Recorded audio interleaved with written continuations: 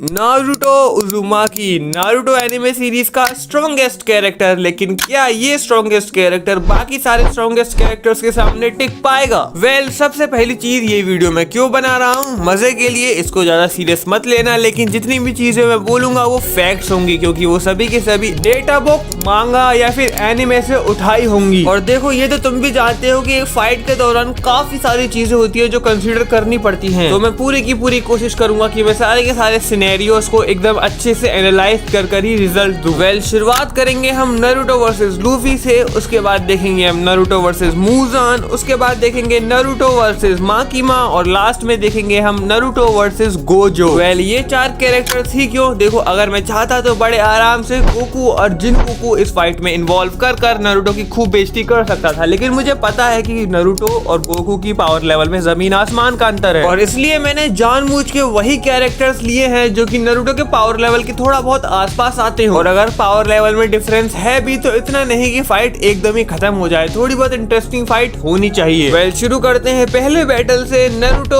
Versus Luffy. देखो, सबसे पहले जिस टाइम मैं ये वीडियो बना रहा हूँ उस टाइम नारुतो की स्ट्रॉन्गेस्ट फॉर्म है बैरियन मोड और लूफी की स्ट्रॉन्गेस्ट फॉर्म है गियर 5, तो हम इन पर ही बात करेंगे। सबसे पहले बात करेंगे हम चैलेंजर्स की, उसके बाद देखेंगे कि नारुतो इनको कैसे हरा सकता है। अगर मैं बात करूँ लूफी की स्पीड की, तो वो अपनी बेस फॉर्म में बड़े आराम से लेजर बीम्स को, बुलेट्स को डॉज करके बोलता है स्लो। हाँ, आई नो, स्पीड और रिफ्लेक्सेस में जमीन आसमान का अंतर होता है, इससे लूफी के रिफ्लेक्सेस पता चलते हैं कि कितने फास्ट हैं, स्पीड नहीं। पर स्टिल अगर लूफी अपनी बेस फॉर्म में ऐसे अटैक्स को डॉज कर सकता है, तो अपनी गियर 5 मोड में उसको किसी भी अटैक से हिट करना बहुत ज्यादा मुश्किल होने वाला है। देखो, लूफी का जो गियर 5 है वो बहुत ज्यादा डिस्ट्रक्टिव नहीं है। डिस्ट्रक्टिव से मेरा मतलब है लूफी के पास कोई बड़े बड़े एनर्जी अटैक नहीं है गोकू की तरह या फिर नारुतो की तरह। जैसे कि नारुतो के पास अपना 9 टेल बॉम्ब है, गोकू के पास अपना कामेहामेहा है, लेकिन इसके बावजूद लूफी के गियर 5 को जो सबसे डेंजरस चीज बनाती है वो है इसकी इरेज करने की पावर। लूफी अपनी सोच से लिटरली कुछ भी इरेज कर सकता है। तो क्या मतलब, इसका मतलब फाइट खत्म, लूफी तो नारुतो को इरेज कर देगा? ऐसा बिल्कुल भी नहीं है, लूफी की कुछ लिमिटेशंस हैं। वरना काइडो वर्सेस लूफी की फाइट तो 2 सेकंड में ही खत्म हो जानी चाहिए थी। अपनी इरेजिंग पावर का यूज कर लूफी उसे 2 सेकंड में इरेज कर देता, लेकिन नहीं कर पाया ना, क्योंकि उसकी लिमिटेशंस हैं। लूफी की रॉ स्ट्रेंथ भी इस गियर में काफी ज्यादा बढ़ जाती है। लूफी गोमू गोमू नो बजरंग गन का यूज कर लिटरली एक कॉन्टिनेंट को तबाह कर सकता है, एक ही पंच में इधर से उधर उठा के फेंक सकता है एक कॉन्टिनेंट को, और लूफी अपने आप को हील भी कर सकता है इस फॉर्म में। बहुत बात हो गई पायरेट किंग की, अब बात करते हैं स्ट्रॉन्गेस्ट होकागे की। स्ट्रॉन्गेस्ट होकागे मतलब नारुतो का स्ट्रॉन्गेस्ट फॉर्म है बैरियन मोड। इस फॉर्म में नारुतो की स्पीड की बात करें तो इतनी ज्यादा थी कि सासके अपनी रिनेगान और अपनी इटरनल मांगे की शारिंगान का यूज कर भी उसको ट्रेस नहीं कर पा रहा था, जो कि बहुत बड़ी फीट है। नारुतो की डेटा बुक में साफ साफ मेंशन किया गया है कि मोमोशिकी, किनशिकी और उराशिकी, जो कि लिटरल गॉड्स हैं, प्लैनेट, सोलर सिस्टम को छोड़ो वो डायमेंशंस को चुटकी में तबाह कर सकते हैं, उन तीनों से ज्यादा चाकरा था नारुतो के पास। इससे यह भी पता चलता है कि नारुतो की जो फिजिकल बॉडी है उसकी ड्यूरेबिलिटी एक अनदर लेवल पर है। अगर तुम्हें याद होगा, जब माद्रा ने कागुया का चाकरा ऑब्जर्व करना शुरू किया था तब उसकी बॉडी फूल गई थी, लेकिन नारुतो ऐसा कुछ भी नहीं करता, बल्कि नारुतो के पास कागुया से ज्यादा चाकरा है। इससे समझ में आता है कि माद्रा से भी ज्यादा ड्यूरेबिलिटी है नारुतो की।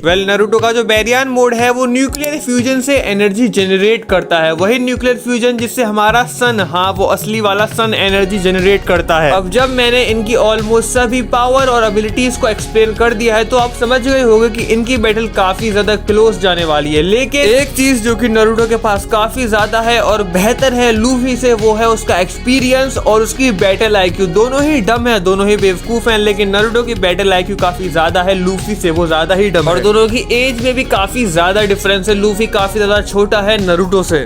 लेकिन अगर मुझे कहीं पर पैसे लगाने होंगे तो मैं प्रोबेबली नारुतो पर ही लगाऊंगा, क्योंकि नारुतो लूफी से ज्यादा स्ट्रॉन्ग विलन से फाइट कर चुका है। मोमोशिकी और इशिकी दोनों ही बहुत ज्यादा स्ट्रॉन्ग है, लिटरल गॉड्स हैं, वो प्लैनेट, सोलर सिस्टम, डायमेंशन सबको डिस्ट्रॉय कर सकते हैं और क्रिएट कर सकते हैं, और उनको नारुतो ने बहुत अच्छी टक्कर दी है। और ये बात खुद किशिमोटो सर ने एक्सेप्ट करी है कि अडल्ट नारुतो कागुया को अकेले झेल सकता है। तो कागुया लिटरल गॉडेस है, डायमेंशंस को क्रिएट करना और डिस्ट्रॉय करना उसके लिए बच्चों का खेल है। वहीं दूसरी तरफ अगर हम लूफी के गियर 5 पर आए तो इसको काइडो को हराने में काफी ज्यादा स्ट्रगल करना पड़ा था। और चलो मैंने मान लिया काइडो एक बार को प्लेनेट को भी डिस्ट्रॉय कर सकता है, लेकिन क्या वो पूरे डायमेंशन को डिस्ट्रॉय कर सकता है? बिल्कुल भी नहीं। लेकिन फिर भी मुझे लगता है कि इनकी बैटल डिपेंड करेगी कौन ज्यादा देर तक लास्ट लास्ट कर पाएगा, क्योंकि बैरियन मोड और गियर 5 दोनों काफी ज्यादा एनर्जी डिमांड करते हैं और दोनों को लंबे बैटल में यूज नहीं किया जा सकता। तो आखिरकार इस बैटल का विनर कौन है? मैं अपने लॉन्डे नरूटो को बैक करूंगा। हाँ, लूफी भी मेरा भाई है, लेकिन मुझे एकदम न्यूट्रल रहकर फैसला लेना हो तो मैं नरूटो को ही जिताऊंगा। अब आते हैं नेक्स्ट बैटल पर, जो की है नरूटो वर्सेस मूजान। देखो, मूजान कोई नॉर्मल डीमन नहीं है, वो डीमन किंग है। उसी ने सभी के सभी डीमंस को जन्म दिया है एक तरह से। उसकी जो हीलिंग एबिलिटी है वो टॉप नॉच है। वो डीमन किंग तांजीरो और योरीची के बाद प्रोबेबली थर्ड स्ट्रॉन्गेस्ट कैरेक्टर है of all time in demon slayer. मूजान की फाइनल फॉर्म में जो उसके टेंटिकल्स निकलते हैं वो काफी ज्यादा फास्ट है और वो पॉइजनस है। मतलब अगर मूजान के टेंटिकल से आपको डैमेज हुआ तो मिस्सूरी का दूध भी आपको नहीं बचा पाएगा। अब देखो, ये तो हर एक वीडियो देखने वाले व्यूअर को पता है कि मूजान और नरूटो के पावर लेवल में जमीन आसमान का अंतर है। नरूटो बड़े आराम से मूजान को हरा सकता है, लेकिन एक प्रॉब्लम है, नरूटो प्रोबेबली मूजान को नहीं मार सकता क्योंकि वो स्वॉर्ड्समैन नहीं है और वो निश्चिलन ब्लेड को यूज नहीं करता। लेकिन वो बड़े आराम से मूजान को सनराइज तक होल्ड कर सकता है। उसके बाद मूजान का अपने आप काम तमाम हो जाएगा। मूजान का कोई भी अटैक नरूटो को लिटरली छू भी नहीं पाएगा, क्योंकि उन दोनों की स्पीड में भी जमीन आसमान का अंतर है। इसलिए इस बैटल का विनर भी है हमारा नरूटो उज़ुमाकी। ओके, अब आते हैं हमारी थर्ड फाइट पर, जो कि probably second most interesting battle है इस वीडियो की, जो की है माकिमा वर्सेस नरूटो। जिन्होंने सिर्फ चेनसो मैन एनीमे देखी है उनको माकिमा की पावर लेवल का कुछ अंदाजा नहीं होगा। तो मैं बता दूं कि माकिमा इतनी स्ट्रॉन्ग है कि चेनसो मैन के वर्ल्ड में जितनी भी गवर्नमेंट्स हैं वो पहले ही माकिमा पर गिव अप कर चुके हैं। मतलब पूरे वर्ल्ड में एक बंदी को लिटरली सभी की सभी गवर्नमेंट्स मिलकर भी नहीं पकड़ पा रही, वो इतनी स्ट्रॉन्ग है। ह्यूमंस, डेविल, फिends सब के सब माकिमा से डरते हैं और चेनसो मैन वर्ल्ड में जितना एक डेविल का डर होता है उतना ही वो स्ट्रॉन्ग होता है। माकिमा एक्चुअली में कंट्रोल डेविल है, मतलब अपनी मैनिपुलेटिंग स्किल से किसी को भी मैनिपुलेट कर सकती है और अपने लिए काम निकलवाने में माहिर है वो। अब देखो, फिजिकली तो माकिमा नरूटो के लिटरली आसपास भी नहीं आती। स्ट्रेंथ, स्पीड, ड्यूरेबिलिटी सभी के सभी में नरूटो माकिमा से काफी ज्यादा आगे है। लेकिन जैसा कि मैंने कहा था कि एक फाइट में काफी सारे सिनेरियो होते हैं, वैसे ही इस माकिमा वर्सेस नरूटो की बैटल में काफी सारे सिनेरियो हैं। पहली बात तो माकिमा काफी सारे डेविल्स कंट्रोल करती है, तो वो अपने साथ सारे के सारे डेविल्स ला सकती है और नरूटो के खिलाफ यूज कर सकती है। माकिमा ने जापान के प्राइम मिनिस्टर के साथ एक कॉन्ट्रैक्ट साइन किया था, जिसमें उस पर जो भी अटैक होगा, जो भी डैमेज होगा, वो अपने आप किसी भी रैंडम जापानीज सिटीजन पर ट्रांसफर हो जाएगा। हमने माकिमा को लिटरली एनिमे में गन से शॉट होते हुए देखा है, लेकिन उसके बाद वो बिना किसी डैमेज के आराम से उठकर सभी को खत्म कर देती है और कोई और सिटीजन वहां पर मर जाता है। और माकिमा का नाम ही कंट्रोल डेविल है। वो हो सकता है नरूटो को भी कंट्रोल करने में कामयाब हो जाए, लेकिन नरूटो किसी नॉर्मल सिटीजन की तरह नहीं है। उसकी विल पावर काफी ज्यादा स्ट्रॉन्ग है, इसलिए माकिमा को काफी ज्यादा टफ टाइम देगा नरूटो। इस बैटल का विनर भी मोस्टली नरूटो ही होने वाला है। अगर नरूटो माकिमा की मैनिपुलेशन में नहीं फंसता तो नरूटो बड़े आराम से माकिमा को हरा सकता है। अगर नरूटो किसी भी एनर्जी अटैक का यूज करता है तो नरूटो इतना केपेबल है कि किसी और सिटीजन पर ट्रांसफर होने से पहले ही वो माकिमा को खत्म कर दे। अब आते हैं हम बैटल ऑफ द डे पर, जो की है गोजो वर्सेस नरूटो। देखो, नरूटो का कोई भी अटैक, रासेन शुरिकेन, रासेंगान या कोई भी एनर्जी अटैक काम नहीं करने वाला गोजो के खिलाफ उसकी इन्फिनिटी की वजह से। और गोजो भी प्रोबेबली नरूटो पर कुछ अटैक नहीं लैंड कर पाएगा, क्योंकि नरूटो की स्पीड गोजो से काफी ज्यादा है। लेकिन अगर ये क्लोज कॉम्बैट में आते हैं तो यहाँ पर नरूटो के लिए बहुत बड़ा डिसएडवांटेज है, क्योंकि कोई भी कैरेक्टर जितना गोजो के पास आता जाता है उतना स्लो होता जाता है, जैसा हमने जोगो के केस में भी देखा था। लेकिन अगर ऐसा होता भी है और गोजो अपने हॉलो पर्पल का यूज कर डैमेज दे भी देता है नरूटो को, तो पहली बात तो वो हील हो सकता है और दूसरी बात हॉलो पर्पल इनफ नहीं होने वाला नरूटो को नॉकआउट करने के लिए। उसकी ड्यूरेबिलिटी काफी ज्यादा है। हाँ, अगर गोजो अपने डोमेन एक्सपेंशन का यूज करता है वहां पर नरूटो के लिए मुश्किल हो सकती है, पर नरूटो की स्पीड काफी ज्यादा है। जैसे ही गोजो डोमेन एक्सपेंशन का यूज करेगा नरूटो उसकी रेंज से बाहर जा सकता है बड़ी आसानी से। ये फाइट लिटरली बहुत ज्यादा हाइपोथेटिकल हो रही है। इस फाइट के मैं काफी सारे सिनेरियो दिखा सकता हूँ जिसमें गोजो जीते और काफी सारे सिनेरियो दिखा सकता हूँ जिसमें नरूटो जीते। तो इस बैटल का रिजल्ट मैं आप पर छोड़ता हूँ। आप बताओ आपको क्या लगता है इन दोनों में से कौन जीतेगा? कमेंट में बताना विद रीजन। जैसा कि मैंने कहा था एकदम फेयर फाइट रखेंगे हम। यही थी आज की वीडियो। आई होप आपको पसंद आई होगी। अगर पसंद आई तो लाइक करना इस वीडियो को, चैनल को सब्सक्राइब करना। मैं मिलता हूँ आपसे अगली वीडियो में, तब तक के लिए सायोनारा।